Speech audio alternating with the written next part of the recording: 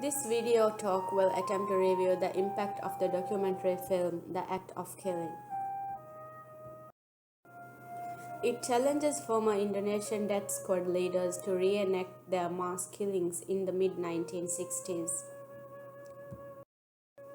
They chose their own cinematic genres, which included classic Hollywood crime scenarios, lavish musical numbers, as well as their dreams and imaginations about the killings. Even today, there has been no reconciliation, and the fight against communists is still prevalent in Indonesia. The killings are celebrated by the perpetrators as well as the Indonesian authorities. Many government officials, including governors, ministers, and the vice president, openly support the atrocities.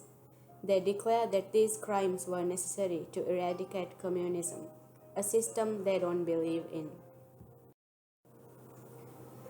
The film is based on killers' narration of the barbaric murders. They describe how they killed anyone who resembles Chinese ethnicity. It indicates that the military dictatorship ruling Indonesia at the time was encouraging death squads to do an ethnic cleansing. It shockingly reveals how a misguided propaganda can manipulate human belief. Anwar and Adi, who were death squad leaders in Medan, still arrogantly believe that they have the right to decide the fate of the poor. It was almost absurd when they portray their belief in the scene in which the ghosts of the dead come to thank them for sending them to heaven.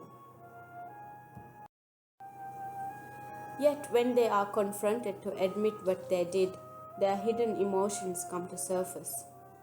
Deep down, the killers believe that they are the cruel ones. They have clear symptoms of regret and remorse, but they are branded as heroes and strong role models for the paramilitary youth, which forces them to live in denial. The film clearly reveals that even today, 60 years after the tragedy, the victims' families are still enormously affected. When the killers recreate the scene in which they loot and burn victims' houses, a woman in the set gets so struck by the memories she couldn't pick herself up off the ground. The psychological effects of the survivors can also be seen when Anwar's neighbor couldn't stop sobbing on the set after playing the role of a victim. But the Indonesian government has managed to keep people in silence. This documentary has the potential to bring the atrocities of the Indonesian communist purge to the surface. Unlike the Nazi Germans, these killers did not use mechanical killing methods or weapons. They used barbaric violence and torture. However, killing methods alone should not be the benchmark to consider crimes as violations of human rights. All crimes that create human suffering should be considered as human rights violations. In the film, when the director asks a former executioner about justice, he asks if the Americans were punished for killing the Indians. He also asks if what George Bush did in Guantanamo and Iraq are justified. The world history of politics, power, and violence could teach us many lessons. Human belief in right and wrong has been an irony. Sinners judge sinners for sinning differently.